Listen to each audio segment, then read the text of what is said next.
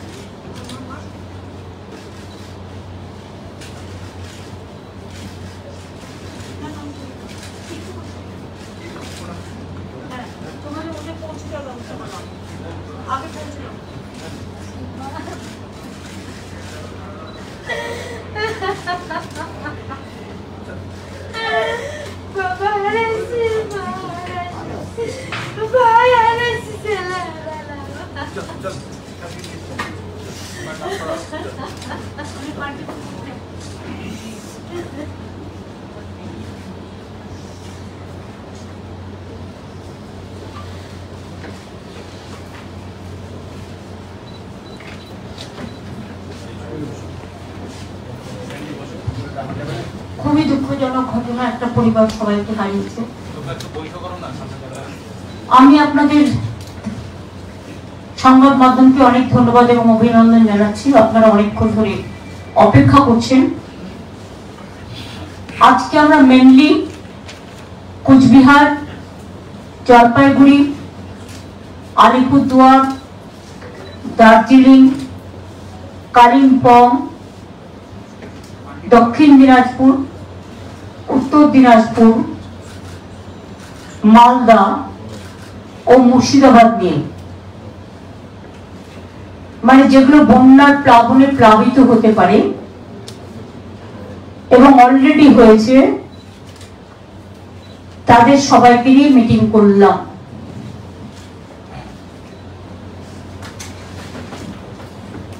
ইতিমধ্যেই কাজলডোবায় একটা ঘটনা ঘটেছে, আপনারা দেখেছেন। মানুষকে তো ফিরিয়ে দিতে পারিনি, কিন্তু সবাইকে অনুরোধ করবো বর্ষার সময় নতুন করে তার টানবেন না, আর বাড়ির তারে কখনো কারেন্ট লাগাবেন না, যেগুলো বেড়ার বাড়ি বা মাটির বাড়ি বা যাই বাড়ি হোক, তাতে কেউ হাত দিলে কারেন্টে পড়ে যায়। আর যদি কেউ বিদ্যুৎ স্পৃষ্ট হয়, আমি পাওয়ার ডিপার্টমেন্ট থেকে বলেছি একটা অ্যাড করতে, কখনো তাকে ছোবেন না, ছুলে যারা যারা ছোবে তারা সবাই বিদ্যুৎ পৃষ্ঠ হয়ে যাবে। সেক্ষেত্রে যে বিদ্যুৎ পৃষ্ঠ হয়েছে, সেখানে আমরা ছোটবেলায় যেটা পড়েছি, আমি কারেক্ট নাও হতে পারি, আমার আইডিয়াতে বলছি, যে শুকনো বাঁশ বা কাঠ দিয়ে বরঞ্চ যদি তাকে কোন রকম ভাবে ওটা ধরে ছাড়াতে পারা যায়, ওইটা ধরে ওকে ধরে নিলে তারা কিন্তু হবে না, শুকনো কাঠটা যেন নিজের হাতেও থাকে, নিজেকে বাঁচাতে হবে। ঘটনাগুলো খুবই মর্মস্পর্শী, কিন্তু আমাদের অনেক শিক্ষা দিয়ে যায়। বিধান মার্কেটে কালকে 6টা দোকান পুড়ে গেছে। আমি গৌতম দেবকে দায়িত্ব দিয়েছি 6টা দোকান তৈরি করে দিতে, এবং ডিজাস্টার ডিপার্টমেন্ট থেকে, যেহেতু ওদের কি কাপড় জামার দোকান ছিল, কসমেটিক্স এন্ড কাপড় দোকান, আর যেহেতু এটা পুজোর সময় এভাবে পুড়ে গেছে, তাই গভর্নমেন্টের ডিজাস্টার ডিপার্টমেন্ট থেকে 1 লক্ষ টাকা করে সেই 6টি দোকানকে দেওয়া হবে।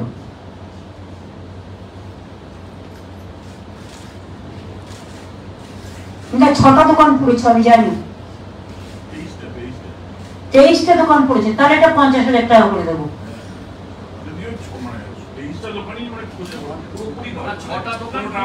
6টা দোকান যারা ব্যাডলি এফেক্ট হয়েছে তাদের 1 লাখ করে দেওয়া হবে, আর যেগুলো অল্প হয়েছে সেটাকে 50,000 টাকা করে দেওয়া হবে পুজোর সময়, আর দোকানগুলো তৈরি করে দেওয়া হবে। যেহেতু পুজোর সময় দেখুন মানুষের তো রুজি রোজগার একটা থাকে, এটা ম্যাটার করে, সারা বছর ধরে তারা জিনিসপত্র গুছিয়ে আনে বিক্রি করার জন্য, কাজে তাদের এটুকু হেল্প আমরা করলাম, এটা আমাদের করা উচিত ছিল বলেই করলাম। 2 হচ্ছে সব ডিএমদের এবং যারা আমাদের পাবলিক রিপ্রেজেন্টেটিভ আছে, জেলা পরিষদ আছে, পঞ্চায়েত সমিতি আছে, কর্পোরেশন আছে, সবাইকে অ্যালার্ট করা হলো। জলটা ছেড়েছে কৌশী নদী 6 লক্ষ কিউসেক ছেড়েছে কৌশী নদীর জল, ফলে এই জলটা বিহারের গঙ্গা হয়ে ফরাক্কায় ঢুকবে, এবং ফরাক্কায় ঢোকার আগে এটা উত্তর দিনাজপুর, দক্ষিণ দিনাজপুর কিছুটা, ওদিকে গাজল, ওদিকে ইটাহার, ওদিকে হরিরামপুরের কিছুটা, এদিকে মালদার রতুয়া, হরিশ্চন্দ্রপুর, ভুদ্দির চক তো অলরেডি আছে, ওদের অন্য প্রবলেম, ডিপিআর তৈরি হয়ে গেছে, এই ওদের বীজটা করবার জন্য বর্ষার জন্য কাজটা করা যায়নি। এবং তাছাড়াও ফরাক্কা, সুতি, ভগবান গোলাল, লালগোলারও কিছুটা পার্ট, এবং আরো যদি এলাকা থাকে, যেমন কুচবিহারে আমাদের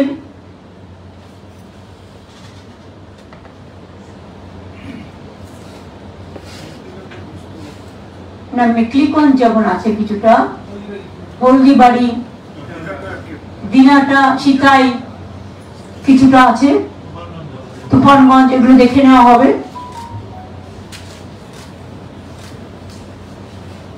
মালদাও সবার সাথে কথা বলা হয়েছে,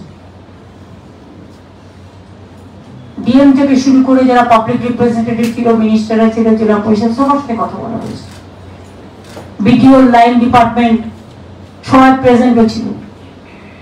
মুর্শিদাবাদও কথা বলা হয়েছে, উত্তর দিনাজপুরেও কথা বলা হয়েছে জেলার সাথে, জেলায় যারা ছিলেন, দক্ষিণ দিনাজপুরেও জেলার যারা ছিলেন সবার সাথে কথা বলা হয়েছে। জলপাইগুড়ি, আলিপুরদুয়ার, কুচবিহার তো ফিজিক্যালি প্রেজেন্ট ছিল, দার্জিলিং, কালিম্পং, কাশিয়াং, ডিএম শুধু ছিল ভার্চুয়ালি, বাদ বাকি অন্যরা প্রেজেন্ট ছিলেন।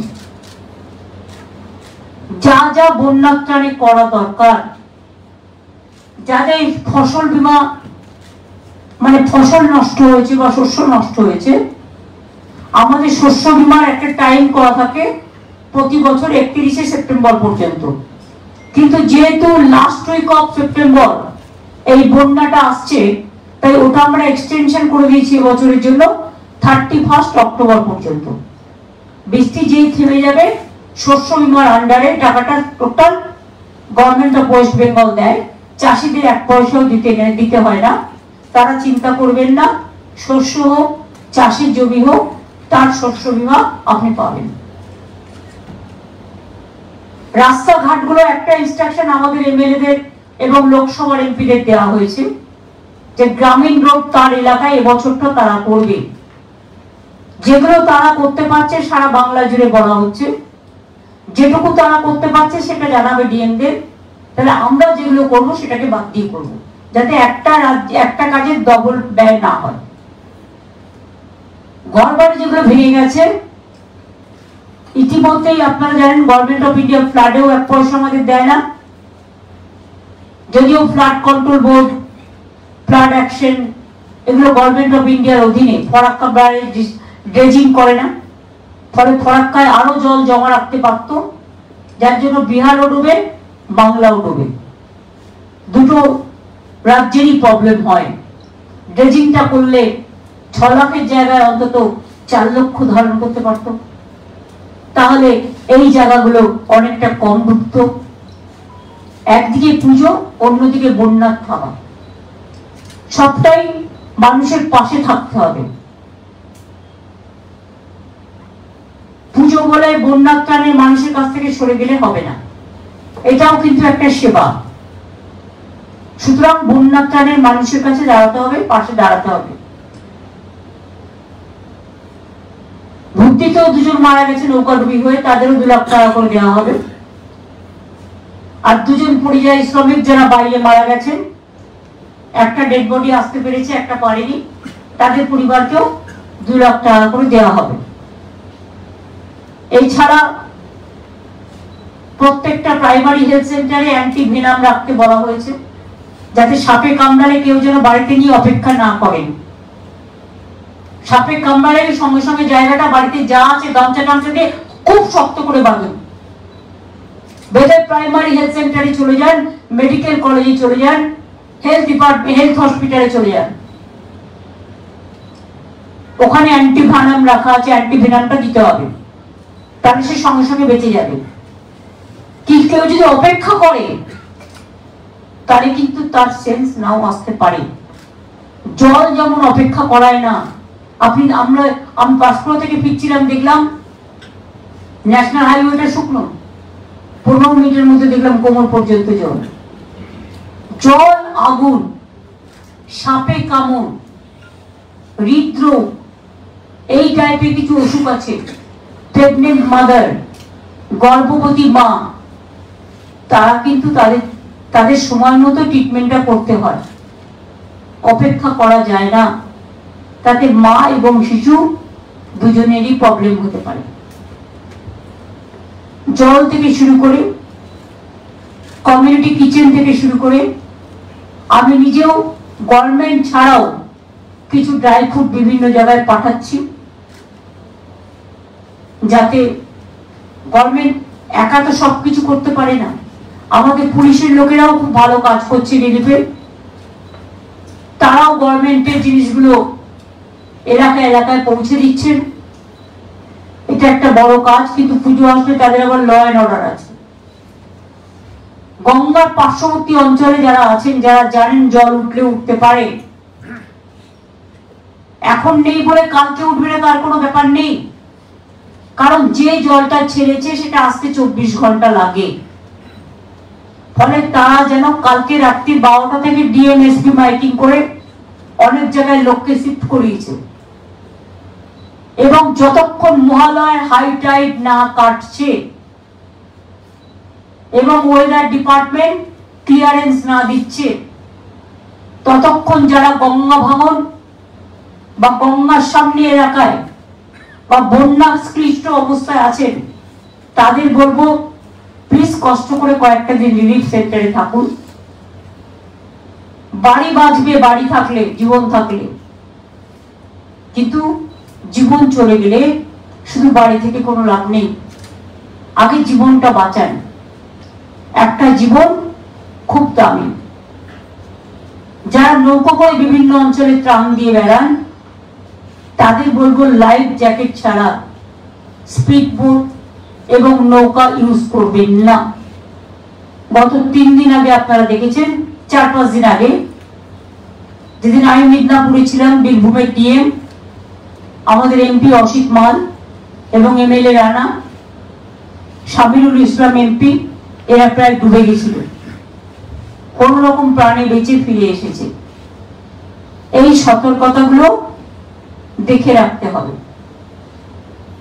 বাদবাকি সব ডিপার্টমেন্টকে যার যার দায়িত্ব, যার যার কাজ এই সময় সবাইকে বুঝিয়ে দেওয়া হয়েছে, এবং প্রত্যেকটা জেলার সাথে কথা বলে বলে, আজকে আমি উত্তরবঙ্গ করলাম, দক্ষিণবঙ্গের মধ্যে মুর্শিদাবাদের আমি জঙ্গিপুর এটা এবং ফরাক্কার জায়গাগুলো করলাম, মালদার সাথে যে 2টো এলাকা আছে।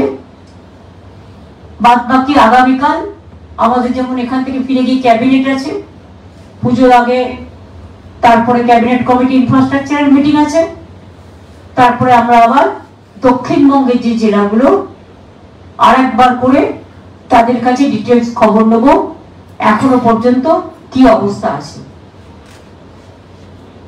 এটাই ছিল আমাদের আজকে মিটিং এর। উত্তরবঙ্গে এসে কোথায় জল উঠেছে, কোথায় উঠেনি, কোথায় উঠতে পারে, কি কি সাবধানতা অবলম্বন করা দরকার সবকিছু নিয়ে আমার সাথে চিফ সেক্রেটারি ছিলেন এবং আরো প্রায় 10 জন প্রিন্সিপাল সেক্রেটারি ছিলেন। এছাড়াও আমি চিফ সেক্রেটারিকে বলেছি মহালয়ের দিন পর্যন্ত, মহালয়ের হাইটাইট পর্যন্ত 2 জন করে principal secretary of the department highest officer এই 6টি জেলায় পোস্টিং থাকবে। তারা ডিএম এর সাথে কোঅপারেশন করে, কোঅর্ডিনেশন করে যদি কোনো প্রবলেম হয়, আমাদের ডিজাস্টার ডিপার্টমেন্ট 24/7 চলে, আমাদের জানাবেন, চিফ সেক্রেটারিকে জানাবেন, সেই অনুযায়ী আমরা ব্যবস্থা নেব।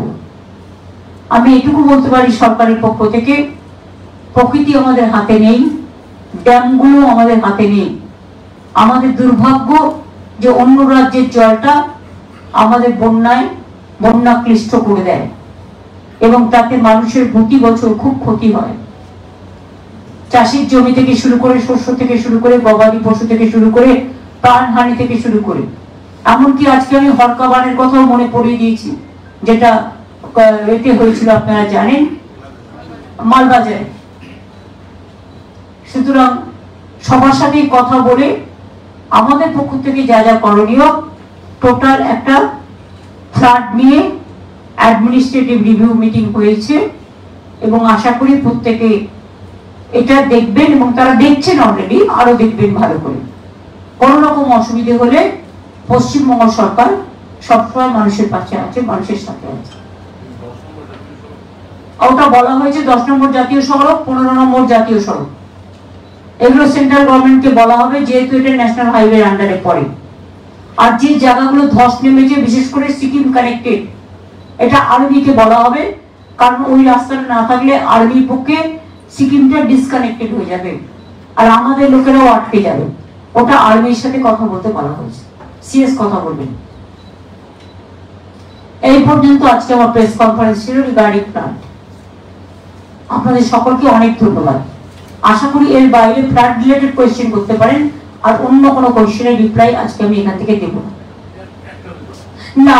প্লিজ আজকে না, না না, নট দ্যাট। এটা আমার কাছে বেশি ফার্স্ট প্রায়োরিটি। আমার কাছে প্রায়োরিটি মানুষ, আমার কাছে প্রায়োরিটি মানুষ যখন বিপদে পড়ে তাদের পাশে দাঁড়ানো। কাজেই অনেক কিছু অনেকবার বলা হয়েছে, অনেক দিন বলা হয়েছে, নতুন করে আর কোনো কথা আমি বলতে চাই না। ফ্লাড রিলেটেড কিছু থাকলে বলতে পারেন, বাট আদার কোয়েশ্চেন নো। বললাম তো পাহাড়েরটা অলরেডি আর্মির সাথে কথা বলবে, যেহেতু সিকিমও যুক্ত আছে, শিপিং এবং কালিম্পং, দার্জিলিং, আর্মিরা এই রাস্তাগুলো ব্যবহার করে। এটা যতক্ষণ মানে যত তাড়াতাড়ি সম্ভব করা উচিত, এটা সিএস কথা বলে নেবে ওনাদের সাথে। এই সময়টা পূজোর সময় পর্যটনের একটা ব্যাপার থাকে, সেটা জানি তো, সেটা তো পর্যটনের, তাদেরও তো যদি রাস্তাঘাট তৈরি না হয় তাদেরও প্রবলেম আছে, অনেকে আগে থেকে বুক করে রেখেছে। কিন্তু মনে রাখবেন, ডিজাস্টার তো কারো হাতে থাকে না। যদি পরিস্থিতি স্বাভাবিক হয় তারা নিশ্চয়ই আসুক, আমরা চাই। ওটা তো ন্যাশনাল হাইওয়ে, ওটা ওদের কাজ ওরা করবে। দিদি, আপনি মোটামুটি বলছেন যে আমরা 1-2 দিনের মধ্যে জলটা আসবে এবং এই বন্যা পরিস্থিতি আপনারা সতর্ক থাকার চেষ্টা করছেন। ডাক্তাররাও মোটামুটি আছেন, কিন্তু এরা আবার 2 দিনের মধ্যে একটা কর্মবিরতি। আমি পরিষ্কার আপনাদের বলেছি, flood is my priority.